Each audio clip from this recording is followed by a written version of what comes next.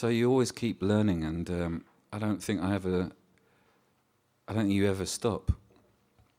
Parenting's the hardest thing, unless you're in a band. That's even harder. Now, me and Glenn have been together for 42 years, and we're about to go out on tour and do what's called the At Odds Couple Tour. And we've been rehearsing how to be in the same room with each other without playing guitars. And it's been fantastic. We've really turned a corner, I think. And we actually did 2 Fridays ago, we sat in a room and we just talked like all day. We had some food and we just sat and talked. And he told me things about myself that I didn't even know. And we got out, at the end of the day, the guitar was still in the case, and I said to him, "What's going on? We haven't even played a song yet." And he said, "No, we're just rehearsing being friends." And I thought, that was genius. What a lovely thing to say. I was so touched. So the tour's going to be shit. Because it'll be just 2 old fat blokes talking about stuff. But there's a lot to say, there's a lot to talk about. And it's a very exciting sort of turn of events, really. And really, I've been very fortunate because I've had 2 families. Is that Glenn? I thought he was at Glastonbury. I've had 2 families. I had mum and dad and my brothers, and I've had Squeeze, and I love both of them. It's been an amazing trip, really.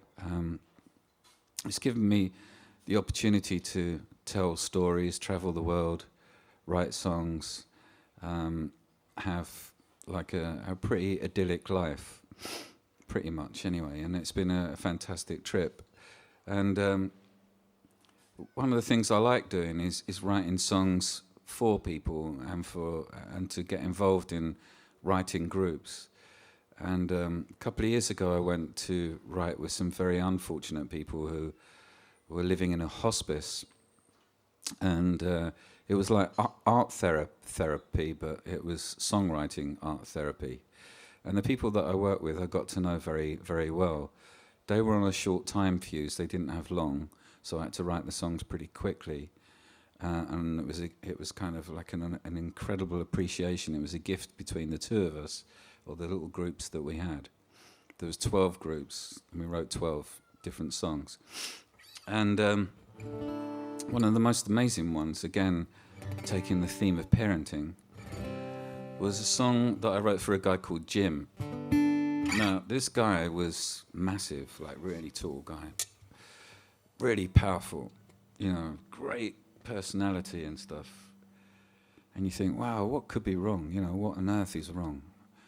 But he had something desperately wrong with him that was never going to be fixed in that time. And I got to know him very quickly. He was from South London, and he told me this story about his brother, how his brother was an opera singer, or wanted to be an opera singer, but his parents, who were dockers, didn't really want him to be an opera singer because they thought he was a bit gay. So they stopped him from singing and, sent him away to the Salvation Army to be brought up by, these lovely people in funny outfits, banging tambourines.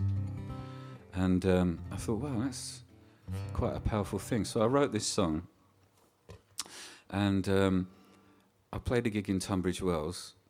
Jim had passed away, but his brother turned up. His brother turned up in a red velvet suit. And had a CD with his picture on it, with all these little opera songs and stuff. And it was the most fulfilling thing I think I've ever done. It was just lovely to meet him and to know who Jim was talking about. So this is called Battersea Boys.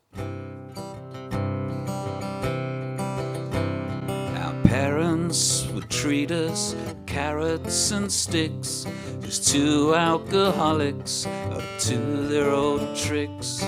Mum played piano, she loved Gracie Fields. She would have been famous, but we dragged at her heels. Our dad was a big man, unshaven and strong. He loved to hear Gracie when she sang a song. The pub on a Sunday is where she would sing.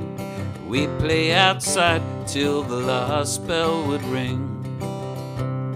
My brother was gifted, he had a great voice, not like the other young Battersea boys. He knew every opera, sang in the street. With Sally's Army, he played tambourine. My dad couldn't take it, he called him a puff for singing Puccini, so misunderstood. When he was 14, my brother was sent to the Salvation Army to sing with his friends. My mum hit the bottle when her son left home. She stood in our kitchen and cried all alone. My brother was gifted, he had a great voice, just like the other young Battersea boys. He studied his music, we kept in touch. He still had that old stream of brotherly love. He sings for his supper, still wants to be a voice on the big stage with his own CD. Our parents are long gone, cold in the ground. I served time in prison, but they're not around. I love my sweet brother, his voice makes me cry. We sing for forgiveness as time passes us by. My brother was gifted, he had a great voice, not like the other young Battersea boys. My brother was gifted, he had a great voice, not like the other young Battersea boys, not like the other